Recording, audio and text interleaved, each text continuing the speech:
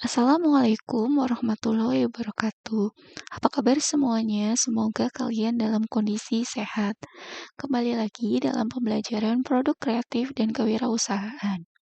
Jadi, hari ini pokok bahasan yang akan kita bahas yaitu mengenai dokumen administrasi usaha. Pada pertemuan sebelumnya, teman-teman sudah mempelajari atau sudah membaca mengenai materi tersebut.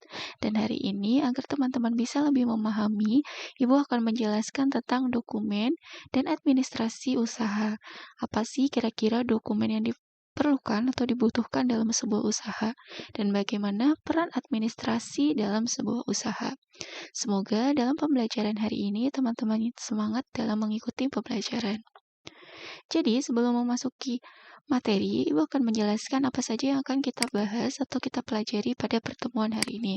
Yang pertama yaitu mengenai administrasi usaha, di mana nanti apa sih peran administrasi dalam sebuah usaha. Kemudian yang kedua yaitu dokumen administrasi surat usaha. Yang ketiga, dokumen administrasi transaksi. Yang keempat, dokumen administrasi laporan usaha. Dan yang terakhir adalah mengenai dokumen administrasi arsip. Jadi itu pokok bahasan yang akan kita bahas pada hari ini. Langsung pada materi, jadi apa sih pengertian administrasi usaha? Menurut Hal Simon, administrasi adalah suatu kegiatan dari suatu kelompok orang yang mengadakan kerjasama untuk mencapai tujuan bersama. Jadi, biasanya administrasi ini dilakukan oleh sebuah organisasi, baik itu organisasi bisnis maupun non-profit. Jadi, semuanya akan membutuhkan yang namanya administrasi. Kemudian, menurut Profesor Dr. S. Parajudi Atmosudiro, administrasi merupakan proses dan tata kerja yang terdapat pada setiap usaha, apakah usaha kenegaraan atau swasta, usaha sipil atau militer, usaha besar atau kecil.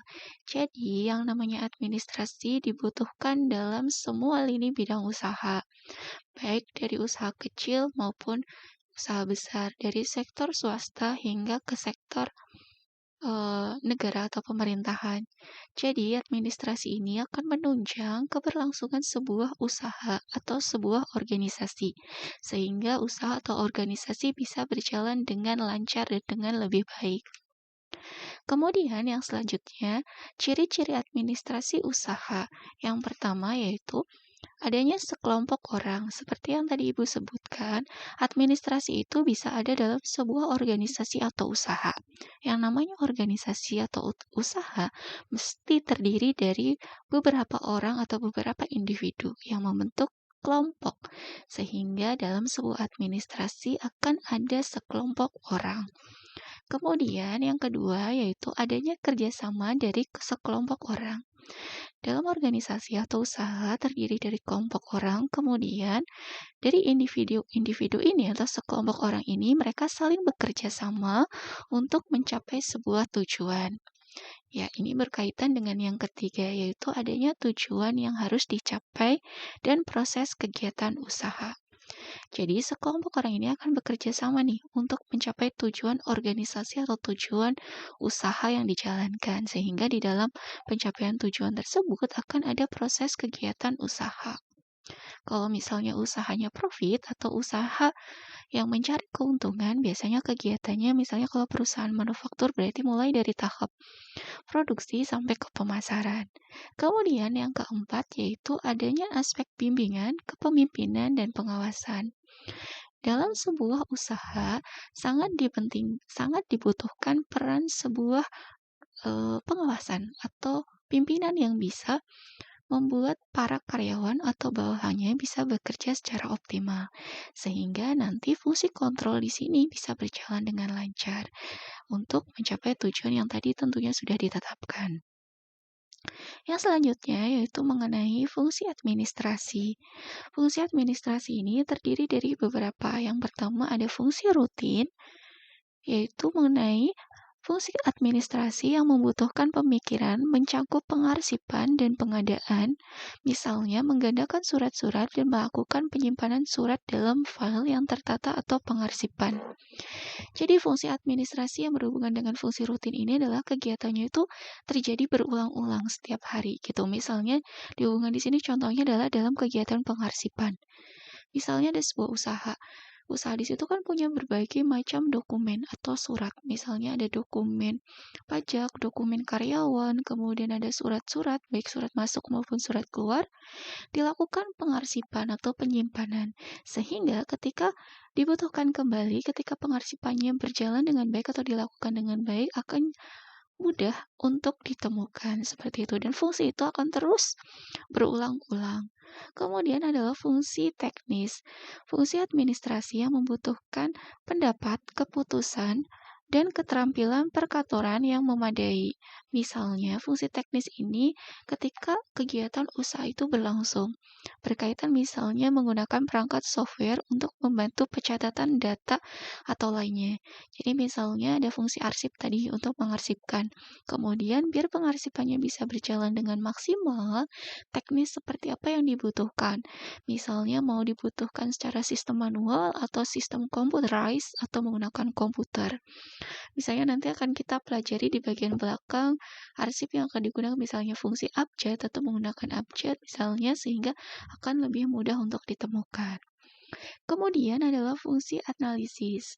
Jadi, administrasi yang berhubungan dengan fungsi analisis ini membutuhkan pemikiran kritis dan kreatif disertai kemampuan mengambil keputusan. Jadi, bagian administrasi ini akan dijadikan dasar oleh manajemen atau oleh pemilik untuk mengambil keputusan sehingga tadi bagian-bagian dari administrasi tersebut akan dilakukan analisis. Kemudian yang keempat yaitu ada fungsi interpersonal. Ini berkaitan dengan penilaian dan analisis sebagai dasar pengambilan keputusan serta keterampilan yang berhubungan dengan orang lain. Jadi yang namanya interpersonal itu kan hubungan antara orang. Jadi administrasi digunakan sebagai dasar untuk menganalisis kemudian mengambil keputusan. Misalnya contohnya ketika dalam kasus perekrutan karyawan. Administrasinya berupa apa? Biasanya berupa CV-CV atau dokumen yang digunakan oleh para pelamar. Misalnya ada CV, ijazah, kemudian ada riwayat pendidikan, kemudian ada bukti-bukti dokumen yang lainnya. Kemudian oleh bagian manajemen atau misalnya bagian HRD biasanya digunakan untuk analisis atau sebagai dasar dalam menentukan mana sih yang akan dipilih menjadi karyawan. Otomatis akan dianalisis, kemudian diambil keputusan dari berkas-berkas administrasi tersebut. Yang kelima adalah fungsi manajerial, yaitu adalah fungsi yang membutuhkan kemampuan untuk melakukan perencanaan, pengorganisasian, pengukuran, dan pemberian motivasi.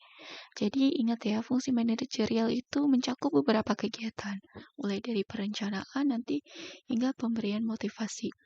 Contohnya untuk fungsi manajerial ini cakupannya adalah sebuah usaha, jadi lebih luas. Jadi misalnya untuk menentukan strategi pembangunan usaha. Mulai misalnya dari perencanaan, bagaimana ketika mau mengembangkan usaha, kemudian nanti berhubungan dengan caranya seperti apa atau strateginya, kemudian nanti siapa saja yang akan terlibat dalam pengembangan tersebut, hingga nanti pelaksanaan dari rencana tersebut. Itu tadi fungsi administrasi. Kemudian, fungsi administrasi ini oleh perusahaan, oleh organisasi atau oleh badan usaha harus dibuat dan diatur sebaik-baiknya. Jadi jangan cuman administrasi dilakukan tapi tidak di-manage atau tidak diatur dengan baik sehingga percuma nanti ketika kita butuh dokumennya karena tidak disusun dengan baik kita akan kesulitan dalam mencarinya sehingga nanti akan membuang-buang waktu ketika kita membutuhkannya. Jadi di sini administrasi harus menggunakan sistem yang memang sudah diatur oleh perusahaan dan diatur dengan sebaik-baiknya. Di sini yang pertama, kenapa fungsi administrasi itu harus diatur sebaik-baiknya? Yang pertama adalah untuk menyediakan dan melengkapi serta mengelola buku-buku administrasi perusahaan dengan baik dan teratur.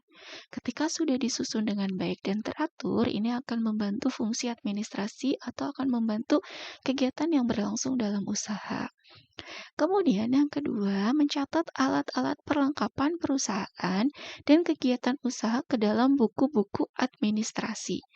Jadi, di sini setiap kegiatan harus memiliki bukti, harus dicatat, sehingga nanti terorganisir semuanya dalam usaha tersebut.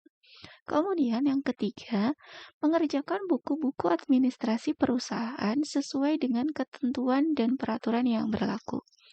Ketentuan dan peraturan ini memang sudah ditentukan oleh perusahaan.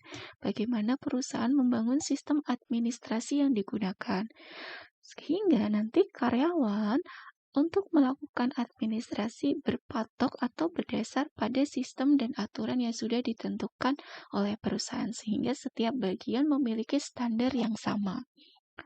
Yang keempat, yaitu memelihara buku-buku administrasi perusahaan dengan baik dan benar. Setelah kita mengelola, misalnya dari membuat, mengumpulkan, kemudian mengorganisasi, sekarang kita harus pelihara buku-buku atau dokumen-dokumen administrasi tersebut. Diarsipkan atau disimpan dengan baik, dengan teratur, sehingga aman dan mudah untuk ditemukan kembali. Selanjutnya, maksud dan tujuan administrasi usaha. Jadi, seorang wirausaha ketika menjalankan usaha, melakukan administrasi usaha, tujuannya yang pertama adalah untuk memonitor kegiatan dan pengendalian usaha. Dengan adanya administrasi, misalnya mulai dari administrasi ketika usahanya perusahaan dagang adalah pencatatan persediaan, kemudian bagaimana barang keluar dan barang masuk, kemudian pelanggan, jadi supplier, customer, nama-namanya, dan yang lainnya, nanti pemilik atau manajemen akan lebih mudah ketika melakukan monitoring dari kegiatan usaha tersebut. Dan pengendaliannya pun akan lebih mudah, karena di sini kita akan menghindari hal-hal yang akan menyebabkan kerugian. Kemudian yang kedua, mengamankan jalannya pelaksanaan kegiatan usaha. Administrasinya sudah bagus nih, sudah berjalan. Kemudian nanti perusahaan atau manajemen di sini bisa mengaman atau bisa melakukan kegiatan usahanya dengan lebih teratur, mengikuti sistem atau aturan yang memang sudah ditentukan oleh perusahaan. Kemudian yang ketiga, mengevaluasi kegiatan-kegiatan usaha. Ada berbagai sumber dokumen yang dikumpulkan baik itu internal, eksternal yang sudah diadministrasikan. Kemudian dari administrasi tersebut, perusahaan bisa menggunakan sebagai bahan evaluasi dari kegiatan usaha yang sudah dilakukan. Sehingga nanti setelah dievaluasi, perusahaan atau manajemen bisa mengambil keputusan atau langkah apa yang harus diambil untuk mengatasi atau bisa juga untuk mengembangkan. Kemudian yang keempat adalah menyusun program pengembangan kegiatan usaha. Tadi setelah dievaluasi, ketika mau menyusun program pengembangan usaha, perusahaan juga bisa punya patokan dari administrasi yang sudah dilakukan oleh perusahaan. Misalnya, pengembangan berhubungan dengan yang namanya customer atau supplier. Siapa saja yang akan menjadi supplier kita. Misalnya setelah dievaluasi ada supplier yang tidak memenuhi kriteria atau customer dan yang lain-lain. Kemudian yang kelima, menunjukkan adanya bukti-bukti kegiatan usaha. Oke, dengan adanya administrasi, misalnya nanti ada dokumen transaksi, misalnya perusahaan punya kwitansi, punya nota, punya faktur, dari kegiatan, dari dokumen-dokumen tersebut bisa menjadi dasar atau bukti untuk melakukan pencatatan atau sebagai bukti perusahaan sudah melakukan transaksi. Yang selanjutnya yaitu mengambil keputusan dalam pengembangan dan pengendalian usaha. Ya, tadi udah Ibu jelasin sempat di depan. Jadi tadi administrasi bisa dijadikan sebagai evaluasi, kemudian setelah dievaluasi, perusahaan bisa mengambil keputusan. Sehingga keputusan tersebut tidak diambil asal-asalan. Jadi berdasarkan dokumen atau berdasarkan bukti-bukti yang sudah dikumpulkan. Itu tadi maksud dan tujuan administrasi usaha. Yang selanjutnya yaitu mengenai unsur dalam administrasi. Apa saja sih unsur-unsur dalam administrasi? Yang pertama adalah pengorganisasian. Pengorganisasian ini bisa dikaitkan juga atau berhubungan dengan manajemen. Pengorganisasian merupakan rangkaian kegiatan menyusun kerangka organisasi yang menjadi wadah atau tempat sebagai kegiatan dalam usaha kerjasama untuk mencapai tujuan yang telah ditentukan. Seperti tadi udah dijelasin, jadi ada sekelompok orang yang saling bekerja sama untuk mencapai tujuan. Di sini nanti akan diorganisasikan. Misalnya mulai dari atasan hingga ke karyawan paling bawah atau ke bagian manajemen paling bawah. Kemudian yang kedua adalah manajemen. Manajemen ini adalah rangkaian perbuatan menggerakkan karyawan-karyawan dan mengerahkan segenap fasilitas kerja agar tujuan kerjasama yang ditetapkan benar-benar tercapai. Setelah pengorganisasian dilakukan, kemudian perusahaan akan melakukan manajerial atau manajemen, di manajening ya. Nah, di sini nanti bagaimana perusahaan bisa menggerakkan, bisa mengorganisasikan karyawan, bagaimana job desk untuk masing-masing karyawan. Itu juga harus dilakukan. Sehingga nanti setiap bagian punya tugasnya masing-masing dan harus menyusun administrasi sesuai bagiannya masing-masing. Sehingga nanti tujuan yang sudah ditentukan oleh organisasi atau oleh usaha tersebut bisa tercapai. Misalnya seperti ini, nanti ada bagian penjualan, kemudian ada bagian produksi, bagian gudang. Mereka punya tugasnya masing-masing. Kemudian dari administrasi mereka pun harus menyusunnya dengan administrasi yang pasti jelas berbeda-beda. Nanti dikumpulkan kemudian di manage. Jadi sehingga tidak ada tumpang tindih antara tugasnya masing-masing karena udah diplot-plotin nih penjualan apa, bagian gudang ngapain, jadi jelas. Kemudian yang ketiga adalah tata hubungan. Menyampaikan warta berita dari satu pihak kepada pihak yang lain dalam usaha kerjasama. Oke, tata hubungan ini bisa dikaitkan dengan kegiatan misalnya surat menyurat. Nanti ada misalnya kalau kita perusahaan dagang berarti kita punya tata hubungan dengan customer, punya hubungan dengan supplier. Nanti apa sih dokumen-dokumen administrasi yang kita butuhkan yang berhubungan dengan supplier? Oh, misalnya ada surat pemesanan, surat penerimaan barang, atau misalnya ada faktur, kemudian atau ada surat perjanjian kerjasama, dan yang lain-lain. Kemudian yang selanjutnya ada kepegawaian.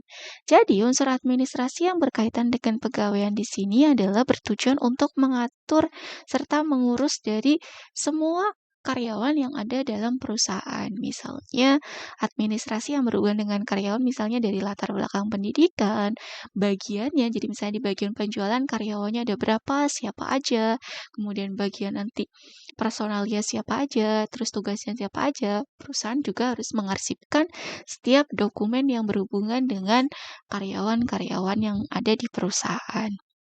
Kemudian yang selanjutnya, administrasi selanjutnya ada berhubungan dengan administrasi keuangan. Jadi administrasi keuangan ini berkaitan dengan yang namanya akuntansi, pasti jelas ya. Nanti di sini perusahaan harus mengelola setiap keuangannya dengan baik. Baik itu yang berhubungan dengan penerimaan maupun pengeluaran. Kemudian yang selanjutnya adalah pembekalan. Kegiatan mengadakan, mengatur pemakaian, mendaftarkan, memelihara, dan menyingkirkan segenap perlengkapan yang sudah tidak diperlukan dalam usaha kerjasama. Ini bisa berhubungan juga dengan apa saja sih aset, baik itu aset lancar maupun aset tetap ya, yang ada dalam perusahaan. Jadi nanti perusahaan bisa menyortir mana saja sih yang masih digunakan, mana saja yang emang sudah boleh dimusnahkan. Biasanya kan perusahaan punya standar, misalnya dokumen atau arsip yang boleh dimusnahkan itu misalnya 5 tahun yang ke belakang, itu boleh dihilangkan atau dimusnahkan. Kemudian mana yang harus perlu diarsipkan dengan baik, mulai dari yang terpenting hingga yang misalnya biasa gitu atau tidak penting-penting banget lah kayak gitu. Nanti diurutin. Kemudian yang berhubungan dengan tata usaha. Tata usaha di sini merupakan kegiatan menghimpun, mencatat, mengadakan, mengirim, dan menyimpan keterangan-keterangan yang diperlukan dalam usaha kerjasama. Oke, mulai mencatat, menghimpun, mulai dari surat, bukti, itu semuanya harus dicatat, harus disimpan. Ini biasanya oleh bagian tata usaha. Ini bisa di bagian, misalnya kalau perusahaan bisa di bagian humasnya atau yang lain-lainnya. Kemudian ada perwakilan. Di sini rangkaian kegiatan menciptakan hubungan baik dengan dan berusaha memperoleh dukungan dari masyarakat sekitar terhadap usaha kerjasama yang dilakukan. Oke, ini berhubungan dengan pihak eksternal, bisa tadi yang kayak supplier atau customer, atau bisa juga dengan masyarakat yang ada di lingkungan usaha yang dijalankan. Itu tadi unsur-unsur administrasi. Kemudian selanjutnya yaitu yang berhubungan dengan dokumen administrasi. Dokumen administrasi yang pertama adalah yang mengenai izin usaha. Jadi, sebuah usaha ketika kita mau membangun usaha, apa saja sih izin yang harus kita miliki atau harus kita ajukan sehingga nanti usaha kita bisa berjalan dengan lebih baik atau aman seperti itu. Yang pertama di sini, izin usaha adalah suatu bentuk persetujuan atau pemberian izin dari pihak yang berwenang atas penyelenggaraan kegiatan usaha yang dilakukan oleh perseorangan maupun badan. Oke, kalau di Indonesia, izin usaha ini mesti dikeluarkan oleh pemerintah yang berwenang. Jadi hubungan kita mengajukan izin ke pemerintah. Kenapa sih pemerintah harus menentukan atau menetapkan adanya izin-izin yang berkaitan dengan usaha? Tujuannya adalah untuk memberikan pembinaan, pengarahan, dan pengawasan dalam kegiatan usaha dan menjaga ketertiban dalam usaha serta menciptakan pemerataan kesempatan berusaha. Jadi yang namanya ketika kita melakukan usaha di bawah pemerintahan atau dalam suatu daerah, pasti kita harus mendapatkan persetujuan atau perizinan pemerintah karena setiap kegiatan yang kita lakukan nanti akan dipertanggungjawabkan ke pemerintahan. Jadi jangan sampai usaha yang kita lakukan merugikan masyarakat, bahkan merugikan negara. Oke, itu tadi tujuannya. Terus apa aja nih yang harus disiapkan ketika kita membangun sebuah usaha? Pemerintah mengatur dalam Keputusan Menteri Perdagangan Nomor 1458 KP 12 tahun 1984. Jadi ada beberapa dokumen yang harus kita buat. Yang pertama yaitu izin prinsip, yaitu persetujuan yang dikeluarkan oleh pemerintah daerah setempat untuk membuat sebuah industri. Jadi misalnya ini berkaitan dengan usaha yang memang sudah cukup besar. Jadi udah cukup besar. Biasanya izin prinsip ini. Kemudian yang kedua ada izin mendirikan bangunan. Jadi, izin mendirikan bangunan ini berkaitan dengan ketika kita membangun usaha yang dari usaha yang lumayan nggak terlalu besar sampai usaha yang besar. Jadi, izin yang dikeluarkan oleh Pemda dalam hal ini oleh Dinas Pengawasan Pembangunan, bangunan yang akan didirikan harus sesuai dengan gambar yang direncanakan. Jadi, izin mendirikan bangunan ini berkaitan dengan tata kota atau tata wilayah. Jangan sampai bangunan yang kita dirikan atau yang kita buat itu merusak sistem AMDAL atau tidak sesuai dengan wilayah, mengganggu lingkungan sekitar, atau menyebabkan pencemaran dan yang lain-lain. Jadi memang harus sesuai dengan aturan karena biasanya pemerintah daerah mempunyai strategi atau mempunyai rancangan dari tata letak dalam suatu daerah. Itu tadi izin mendirikan bangunan. Kemudian yang selanjutnya adalah sebentar. Izin mendirikan bangunan ini biasanya juga berkaitan dengan ada beberapa daerah yang memang membatasi misalnya jumlah lantai. Jadi misalnya tidak boleh lebih dari 4 atau seterusnya. Kemudian yang selanjutnya adalah izin penggunaan tanah. Izin ini dikeluarkan oleh kantor agraria Pemda setempat berkenaan dengan masalah pembebasan tanah. Oke, untuk izin pembangunan tanah ini bisa berhubungan dengan yang usaha perkebunan atau juga untuk mendirikan bangunan. Karena misalnya dalam suatu wilayah kita yang awalnya mungkin lahan persawahan, lahan perkebunan, dan yang lain-lain ketika kita akan berpindah kita harus menggunakan izin penggunaan tanah. Yang selanjutnya yaitu adalah izin gangguan. Oke, izin gangguan adalah izin yang dikeluarkan oleh bagian undang-undang gangguan Pemda setempat untuk mendapatkan situ. Situ itu apa sih? Jadi itu adalah surat izin tempat usaha. Jadi ketika ada usaha, misalnya ada Alfamart dan Indomaret, di situ mesti ada izin gangguan atau situ. Oke, di sini harus mendapat izin dari siapa aja, dari tetangga di lingkungan, RT, RW, dan kelurahan setempat ini. Jadi dari lingkup pemerintahan paling kecil. Kemudian yang selanjutnya adalah SIUP atau surat izin usaha perdagangan. Jadi, surat izin yang dikeluarkan oleh Departemen Perdagangan dan Koperasi. Jadi, ini berhubungan dengan usaha dagang. Kemudian, wajib daftar perusahaan, yaitu surat yang dikeluarkan oleh Departemen Perdagangan, dalam hal ini adalah Kantor Wilayah Perdagangan dan Koperasi, Perindustrian dan Pertanian, Pariwisata, dan sebagainya.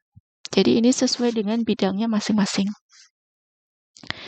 Kemudian selanjutnya adalah surat usaha. Jadi dalam sebuah usaha pasti ada berbagai macam atau berbagai jenis surat-surat yang dibutuhkan. Baik itu surat yang dari pihak luar atau kita dari perusahaan yang akan untuk pihak lain gitu. Jadi apa aja sih dokumennya? Jadi dalam sebuah usaha atau suatu perusahaan, surat ini dikategorikan menjadi dua, yaitu surat masuk dan surat keluar. Surat masuk yaitu surat-surat yang diterima oleh suatu usaha yang berasal dari individu atau organisasi lain. Jadi yang surat yang masuk ke perusahaan atau ke usaha yang kita jalankan.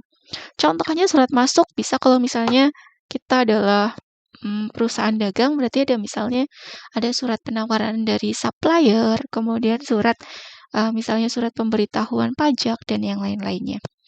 Kemudian surat keluar berarti surat-surat yang dibuat dan dikeluarkan sebuah badan usaha atau organisasi. Berarti kita yang buat sebagai usaha atau sebagai suatu organisasi. Kita yang buat misalnya untuk pihak eksternal. Itu surat masuk dan surat keluar. Fungsi surat sendiri dalam suatu usaha yang pertama adalah alat komunikasi secara tertulis. Jelas ini sebagai alat komunikasi atau bahasa tulis. Kemudian yang kedua, alat pengingat jika sewaktu-waktu diperlukan. Ya, jadi sebagai pengingat itu berarti setelah diarsipkan nanti kita bisa ingat, atau juga bisa sebagai pengingat misalnya ada surat pemberitahuan pajak misalnya dari kantor pajak, berarti itu merupakan surat pengingat harus bayar pajak atau sudah waktunya untuk store pajak. Kemudian alat bukti tertulis yang sangat otentik ini setelah diarsipkan bisa juga sebagai bukti, jadi nanti ketika di masa depan membutuhkan bukti-bukti tertentu bisa dijadikan dasar surat-surat yang sudah pernah masuk atau surat yang sudah keluar. Dapat menjadi nilai historis atau nilai sejarah karena yang berhubungan dengan surat-surat yang di masa lampau. Kemudian, maaf, belum selesai. Yaitu duta organisasi. Maksudnya apa sih dari duta organisasi ini? Jadi, sebagai wajah perusahaan, misalnya gini, kalian punya produk baru, misalnya nanti kita akan belajar jenis-jenis surat niaga. Jadi, kita punya produk baru, kemudian kita pengen memperkenalkan produk baru tersebut kepada customer. Lah, kita bisa membuat yang namanya surat pengenalan produk. Surat pengenalan produk. Jadi, nanti itu sebagai duta organisasi atau sebagai wajahnya perusahaan. Kemudian, dasar pengambilan keputusan. Itu tadi fungsi surat. Kemudian, di sini ada berbagai jenis macam surat berdasarkan beberapa kriteria. Yang pertama adalah berdasarkan sifatnya. Jadi surat itu dikategorikan menjadi yang pertama, surat pribadi, yaitu surat-surat yang bersifat kekeluargaan, surat-surat yang berisi masalah keluarga, baik tentang kesehatan, keuangan keluarga, dan sebagainya. Jadi biasanya ditujukan untuk individu ke individu. Yang kedua, surat resmi, yaitu surat yang diterbitkan oleh instansi yang ditujukan kepada instansi lain atau individu yang berisi informasi yang menyangkut kepentingan tugas, kegiatan dinas, atau bisnis instansi yang terkait. Berarti kalau surat resmi kebanyakan itu adalah surat suatu organisasi atau badan. Kemudian yang ketiga ada surat sosial, yaitu surat yang lahir dalam aktivitas bisnis maupun kedinasan yang isinya tidak berkaitan dengan urusan bisnis. Biasanya ini berhubungan dengan tanggung jawab moral atau tanggung jawab sosial perusahaan. Misalnya suatu perusahaan itu punya tanggung jawab sosial terhadap masyarakat yang ada di lingkungan sekitar perusahaan. Nanti berhubungan dengan surat sosial ini. Kemudian ada surat niaga, yaitu surat resmi yang isinya berupa tawaran, jual beli yang berhubungan dengan barang atau jasa yang biasanya dipakai dalam perdagangan dan perniagaan. Nanti ada beberapa jenis surat niaga. Yang selanjutnya adalah surat dinas, yaitu surat yang bersifat resmi yang kegunaannya adalah untuk menyampaikan informasi tentang kedinasan. Surat jenis ini dibuat oleh pejabat dalam suatu organisasi atau instansi pemerintah. Jadi kebanyakan surat dinas ini ya ada di organisasi resmi milik pemerintah. Kemudian penggolongan surat berdasarkan wujudnya. Yang pertama ada kartu pos. Oke. Teman-teman udah pernah lihat kartu pos? Kalau belum, kalian bisa searching di internet, banyak sekali yang namanya kartu pos.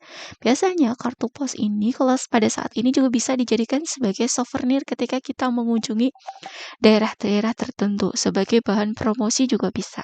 Jadi bentuk dari kartu pos ini adalah selembar kertas tebal atau karton tipis berbentuk persegi panjang yang digunakan untuk menulis pengirim tanpa amplop dan dengan harga yang lebih murah daripada surat. Jadi bentuknya kartu pos ini biasanya tebal. Jadi kayak undangan, kayak misalnya undangan pernikahan, ukurannya nggak terlalu besar-besar, bentuknya persegi panjang. Biasanya kartu pos ini ada gambar dari gambar-gambar tertentu. Misalnya memang itu bisa dijadikan sebagai bahan promosi suatu wilayah, promosi tempat pariwisata, bisa bergambar Candi Borobudur dan bergambar lain-lainnya.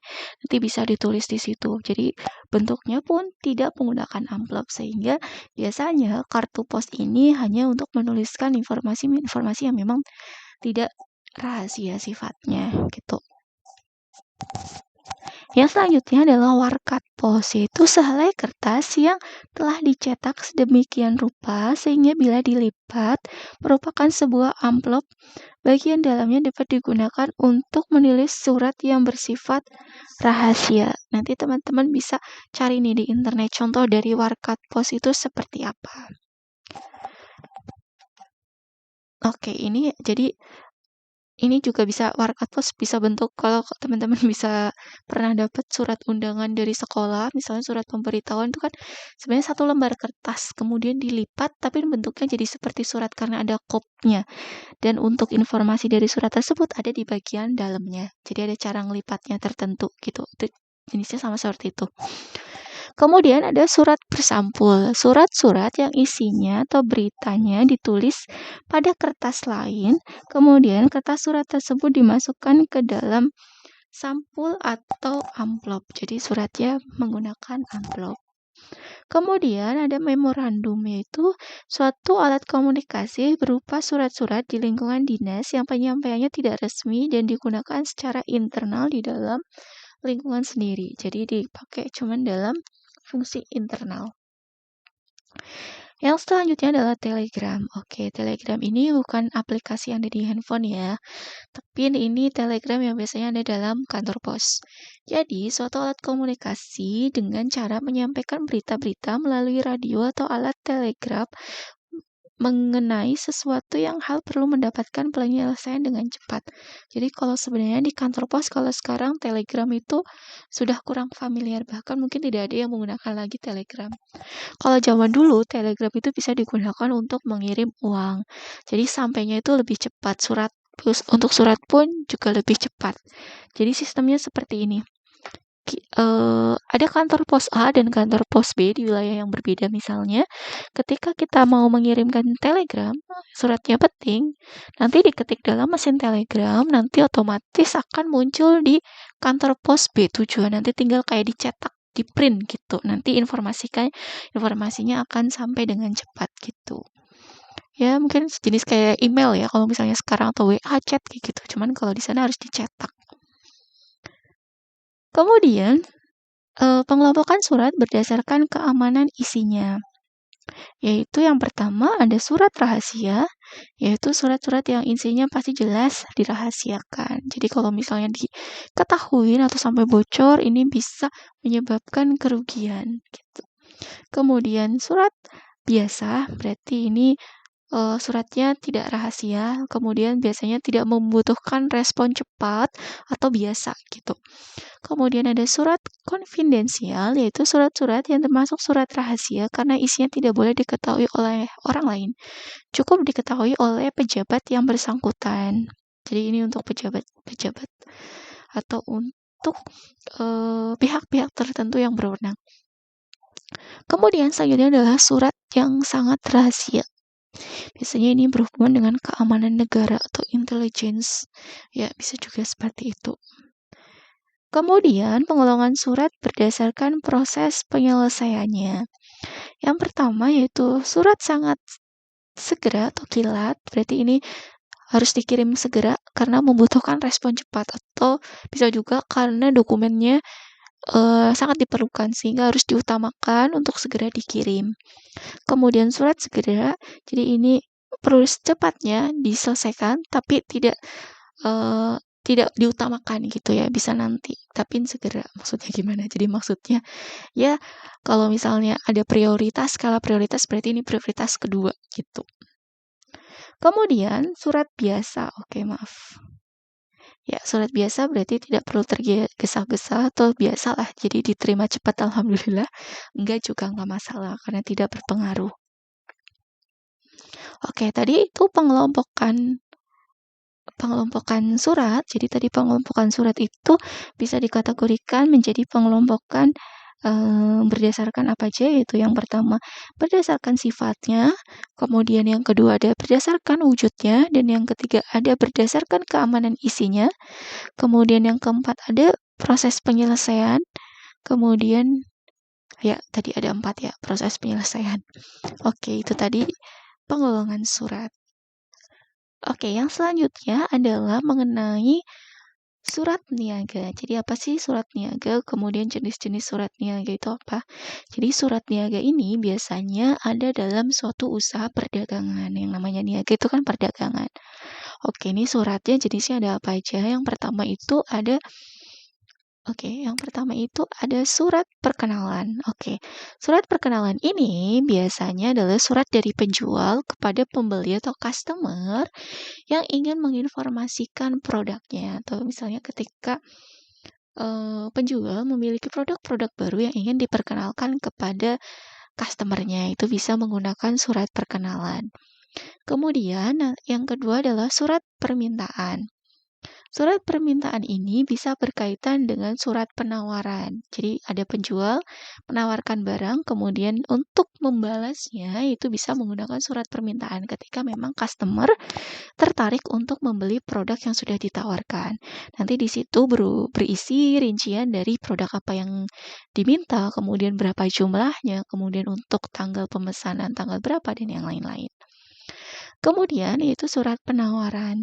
Kalau surat perkenalan tadi itu memperkenalkan sekaligus menawarkan. Kalau surat penawaran ini produknya bukan produk baru, yang produk sudah pernah, maksudnya sudah pernah dipesan oleh customer kemudian ditawarkan. Misalnya karena suatu momen ditawarkan kembali kepada customer. Oke. Dan surat ini harus dibuat dengan menarik, dengan bahasa yang baik dan sopan, sehingga nanti ketika disampaikan kepada customer bisa menerima informasinya dengan baik. Kemudian yang keempat adalah surat pesanan. Surat pesanan ini juga bisa berhubungan dengan surat pembelian. Jadi mesan barang. Kalau ini bisa berhubungan tidak berhubungan dengan surat penawaran, bisa juga berhubungan.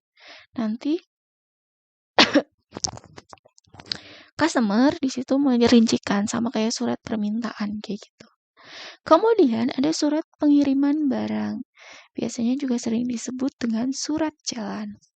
Kemudian ada surat tagihan. Jadi ketika perusahaan dagang misalnya sebagai penjual, kemudian customer-nya tidak segera membayar utangnya, bisa dikirim surat tagihan kepada customer-nya. Sehingga nanti memberitahukan bahwa customer harus segera membayar atau melunasi utang-utangnya. Oke, contoh surat niaga di sini, ini contohnya ada beberapa contoh. Untuk yang pertama itu ada surat permintaan barang. Oke, di situ kepada siapanya, kemudian di situ ada rincian dari barang-barang yang diminta, jumlahnya, harganya, dan yang lain-lain. Kemudian di situ ada surat penawaran barang ya. Di sini ada biasanya kalau penawaran barang, barang yang ditawarkan biasanya ada dalam lampiran karena mesti penjual menawarkan barang itu mesti jenisnya ada banyak ya, macam-macam. Oke, dalam lampiran dengan lampiran barangnya, jenis barang, terus spesifikasinya gimana, kemudian harganya berapa gitu. Kemudian ada surat pengiriman barang. Ini contohnya gini ya. Oke.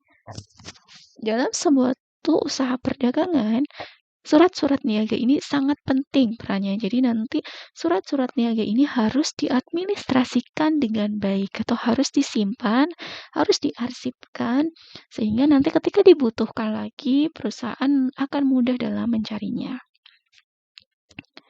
Yang selanjutnya adalah mengenai dokumen transaksi. Oke, tadi sudah ada surat-surat niaga, kemudian kalau misalnya usaha, mesti akan selalu ada yang namanya dokumen transaksi. Karena dokumen transaksi ini akan dijadikan dasar pencatatan akuntansi atau pencatatan keuangan yang dilakukan oleh perusahaan. Ya, apa saja sih dokumen transaksi ada dalam usaha? Pasti teman-teman sudah mempelajarinya pada saat kelas 10, jadi dokumen transaksi. Oke, dokumen transaksi di sini dikategorikan menjadi dua, yaitu ada dokumen transaksi internal dan dokumen transaksi eksternal. Kalau internal berarti dokumen transaksi atau bukti transaksi ini hanya digunakan untuk lingkup internal atau hanya dalam perusahaan tersebut, tidak untuk pihak luar. Yang pertama ada bukti kas masuk. Oke, contohnya seperti itu ya, bukti kas masuk. Bukti kas masuk ini biasanya digunakan untuk mendukung dokumen eksternal berupa kwitansi. Oke, berupa kwitansi. Jadi pendukung dari kwitansi. Nanti bukti kas masuk. Di sini, bukti kas masuk adalah tanda bukti bahwa perusahaan telah menerima uang secara tunai. Misalnya pembayaran tagihan dari perusahaan lain. Oke, untuk eksternalnya tadi kwitansi, kemudian untuk internalnya kita ada bukti kas masuk. Kemudian ada bukti kas keluar. Oke, yaitu tanda bukti bahwa perusahaan telah mengeluarkan uang tunai, misalnya membayar gaji, membayar utang, atau pengeluaran lainnya. Biasanya ini dari bagian keuangan untuk bagian-bagian lainnya. Selanjutnya ada masih tadi internal, sekarang adalah bukti transaksi eksternal. Bukti transaksi eksternal yang pertama yaitu adalah faktur. Oke, kira-kira faktur ini bukti apa? Jadi faktur itu adalah bukti transaksi penjualan atau pembelian secara kredit. Oke, faktur ini dibuat oleh penjual dan diberikan kepada pembeli. Oke, bagi penjual itu disebut sebagai faktur penjualan. Sedangkan bagi pembeli nanti disebut sebagai faktur pembelian. Oke, faktur ini biasanya dibuat rangkap. Jadi ada rangkap. Biasanya rangkapnya itu bisa ketiga. Yang pertama, faktur utamanya nanti akan diberikan kepada customer. Kemudian keduanya nanti akan disimpan oleh bagian penjualan, kemudian yang ketiga nanti digunakan sebagai arsip. Biasanya kalau kalian lihat faktur itu ada yang warnanya putih, kuning, dan pink. Nah, itu nanti punya tugasnya masing-masing, punya fungsinya masing-masing. Untuk contohnya dari faktur ini atau invoice itu ada di situ, nanti ada keterangan kita jualnya ke siapa, kemudian di situ ada syarat penjualannya apa, misalnya 2/10 N/30 berarti ketika bayarnya dalam jangka waktu 10 hari dapat diskon 2% dan paling lambat 30 hari.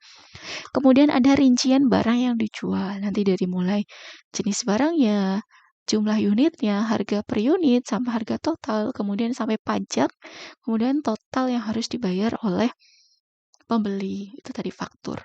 Kemudian bukti eksternal yang kedua adalah kwitansi. Oke, kwitansi. Ibu yakin semuanya udah pernah melakukan transaksi dengan menggunakan kwitansi atau pernah mendapatkan kwitansi.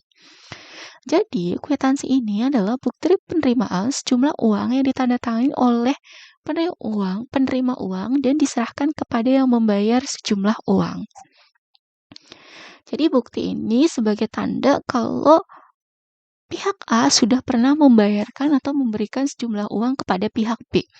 Oke, nanti untuk lembar kwitansi contohnya ada seperti di gambar, yaitu ada 2. Oke, lembarnya terdiri dari bagian 2. Biasanya ada yang kecil paling sebelah kiri sama yang panjang yang akan sering kalian terima. Oke, bagian sebelah kanan biasanya diberikan kepada pihak yang membayar sebagai bukti. Yang di situ ada keterangan nomor kwitansi, kemudian diterima dari siapa, jumlahnya berapa, kemudian kegunaannya untuk apa, dan ada tanda tangan yang menerima uang tersebut. Kemudian pihak kiri biasanya disebut istilah suskwitansi. Oke, ini ya sebagai arsip penerima uang. Nanti bisa direkap dari suskwitansi ini. Yang selanjutnya masih eksternal yaitu nota. Kalau tadi faktur untuk penjualan secara kredit, kalau nota ini adalah untuk penjualan secara tunai. Oke, dibuat oleh pasti penjual atau oleh pedagang. Oke, nanti diberikan kepada pembeli. Oke, biasanya nota ini rangkap 2. Satunya diberikan kepada pembeli, satunya bagian penjualan. Bisa juga sebagai dasar pencatatan akuntansi. Kemudian ada nota debit dan nota kredit. Ini berhubungan dengan retur penjualan dan retur pembelian. Oke. Jadi yang namanya nota debit itu adalah merupakan bukti transaksi pengiriman kembali barang yang telah dibeli yang berisi informasi pengiriman kembali barang yang rusak atau tidak sesuai dengan pesanan atau permintaan pengurangan barang atau pengurangan harga. Oke, ini dibuat oleh pembeli kalau nota debit. Kemudian dibalas oleh penjual dengan menggunakan nota kredit.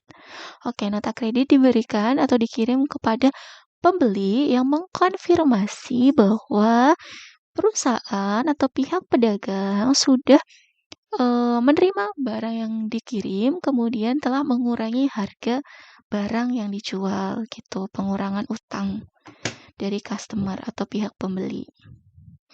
Itu tadi nota debit dan nota kredit. Kalau dari sisi penjualnya adalah nota kredit, kalau dari sisi pembeli adalah nota debit.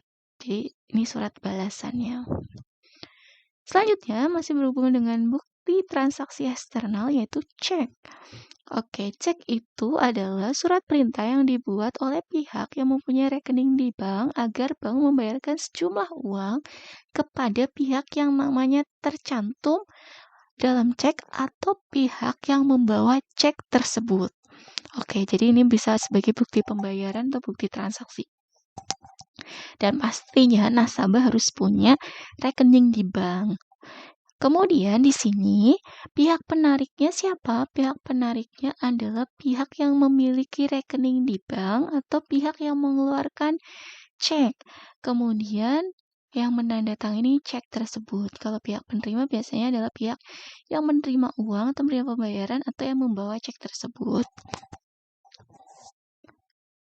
Selanjutnya, setelah ada tadi surat, kemudian ada bukti transaksi, kemudian dibuat sebuah laporan usaha.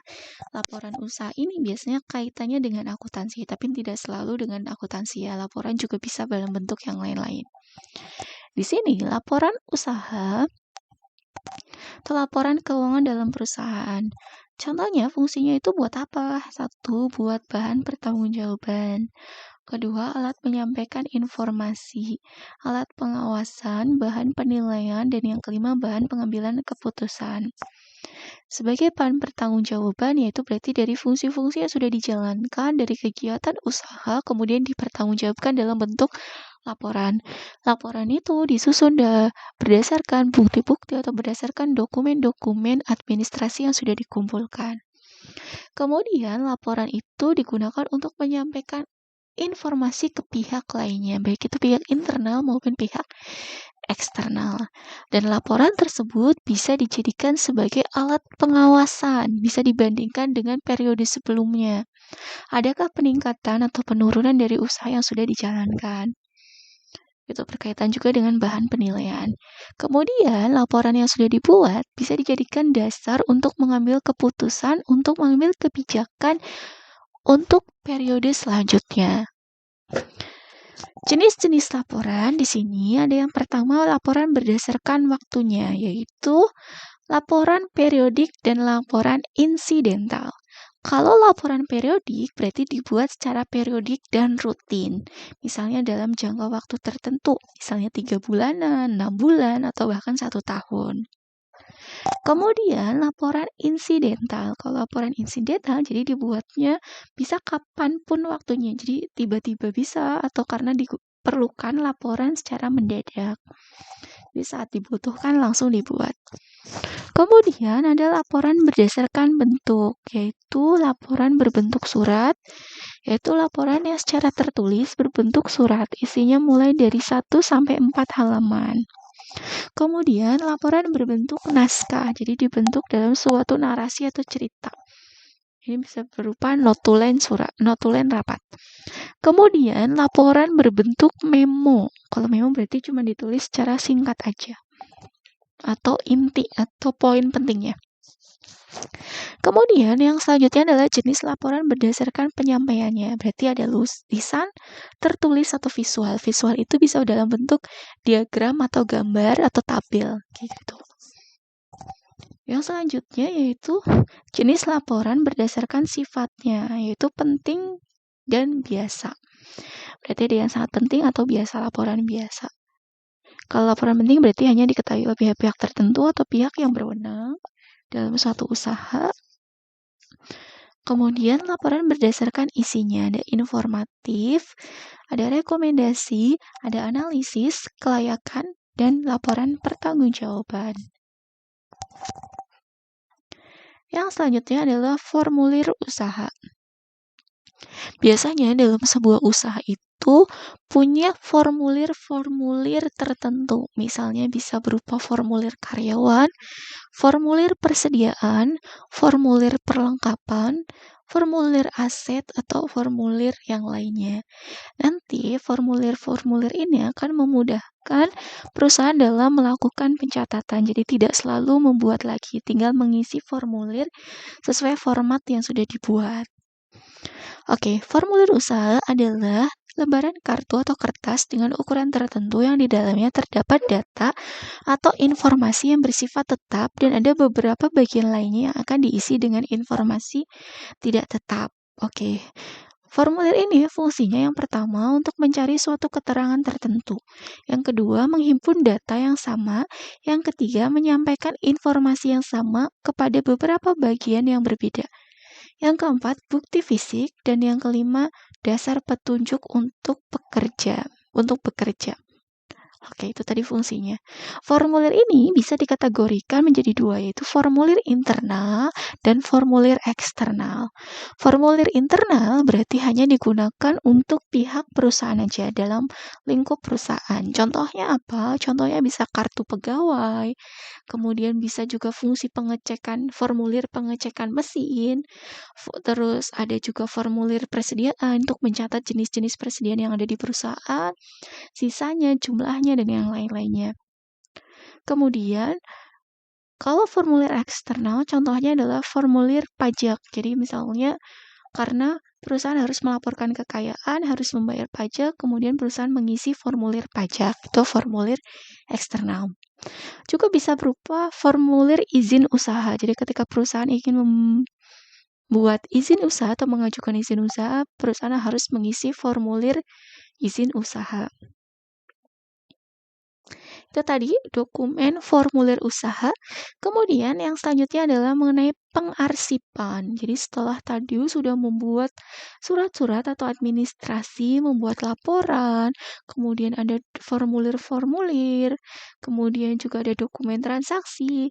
Lah, semua dari bagian-bagian administrasi tersebut harus diarsipkan oleh perusahaan. Oke. Jadi, pengarsipan di sini adalah produk dari kegiatan penyimpanan dokumen. Jadi, dokumen-dokumennya disimpan atau diarsipkan. Nah, arsip ini harus dikelola dengan baik, sehingga akan memudahkan pekerjaan bagian administrasi. Oke, cara pengarsipan itu ada beberapa macam. Jadi, biasanya dalam sebuah perusahaan ada lemari khusus atau ada rak khusus yang digunakan untuk menyimpan dokumen-dokumen atau arsip-arsip perusahaan. Nah, untuk cara pengarsipan yang pertama ada sistem abjad. Berarti ini menggunakan abjad A sampai Z. Sistem penyimpanan dengan menggunakan metode penyusunan menurut abjad. Biasanya di sini dipakai untuk pengarsipan yang berkaitan dengan nama orang, nama perusahaan, nama tempat, nama benda, subjek, dan masalah. Jadi di sini misalnya untuk pengarsipan dokumen karyawan, misalnya. Jadi disusun berdasarkan abjad, misalnya dari pegawai yang namanya A sampai nanti terakhir pegawai yang namanya awalnya depannya Z. Kemudian bisa juga untuk mengarsipkan nama supplier, customer gitu ya. Itu juga bisa menggunakan nama abjad. Sehingga nanti ketika dibutuhkan, perusahaan akan mudah dalam mencarinya. Misalnya perusahaan ingin mencari data utang dari customer yang namanya adalah UD Sejahtera, berarti nyari di huruf S misalnya. Kemudian dicari nih yang berupa sejahtera. Jadi tidak nyari satu-satu, langsung aja ke bagian section S gitu. Kemudian yang kedua, sistem perihal, yaitu cara penyimpanan atau penemuan kembali atau pengarsipan surat berpedoman pada perihal surat atau pokok isi surat. Contohnya kalau perihal ini bisa juga pengelompokannya itu pengarsipannya menggunakan box file atau box ord file itu nanti berdasarkan misalnya ada arsip surat penawaran dijadiin satu, surat arsip permintaan dijadikan satu, kemudian pesanan dijadikan satu, surat kerjasama dijadikan satu, sehingga nanti perusahaan ketika membutuhkan akan mudah untuk mencarinya. Maaf. Kemudian yang selanjutnya adalah sistem nomor, yaitu cara pengarsipan berdasarkan nomor surat atau kode nomor yang diberikan pada surat untuk kebutuhan pengarsipan. Kalau sistem nomor surat ini biasanya adalah untuk mengarsipkan surat internal. Jadi diurutkan berdasarkan nomor yang memang sudah pernah dikeluarkan oleh perusahaan. Itu diurutkan sehingga nanti ketika membutuhkan perusahaan juga akan mudah dalam mencarinya. Kemudian, sistem geografis yaitu suatu sistem pengarsipan berdasarkan pembagian wilayah atau daerah yang menjadi alamat-alamat surat. Jadi ini berdasarkan regionalnya atau kawasan. Misalnya, kalau perusahaannya adalah sebuah perusahaan distributor, nanti sebelum customer-nya dikategorikan menjadi abjad, menggunakan sistem abjad, dikategorikan dulu arsipnya menggunakan sistem regional. Jadi nanti diarsipin dulu dalam misalnya kotak-kotak arsip, misalnya regionalnya untuk kawasan Semarang, kawasan Jogja, Malang, Surabaya gitu. Nanti setelah section regional tersebut baru diurutkan berdasarkan abjadnya. Kemudian adalah sistem tanggal, yaitu penyimpanan surat didasarkan pada tanggal surat diterima. Khusus untuk surat yang masuk dan tanggal surat dikirim khusus untuk surat keluar. Ya, jadi di sini untuk memudahkan pencarian itu tadi fungsi arsip, karena arsip ini sangat penting dalam perusahaan sehingga harus diorganisasikan dengan sangat baik. Oke, tadi penjelasan mengenai suatu dokumen administrasi usaha. Jadi mulai dari tadi ada dokumen surat, kemudian dokumen transaksi, kemudian ada dokumen formulir, dokumen laporan, kemudian sampai ke pengarsipan dari dokumen-dokumen administrasi tersebut. Sehingga keberlangsungan suatu usaha akan terjamin atau akan sangat terbantu dengan sistem administrasi yang baik. Semoga penjelasan sistem administrasi usaha ini atau dokumen administrasi usaha yang sudah Ibu jelaskan bisa membantu teman-teman dalam memahami dokumen administrasi usaha. Terima kasih untuk hari ini. Semoga teman-teman bisa menerima pembelajaran dengan baik. Sekian, wassalamualaikum warahmatullahi wabarakatuh.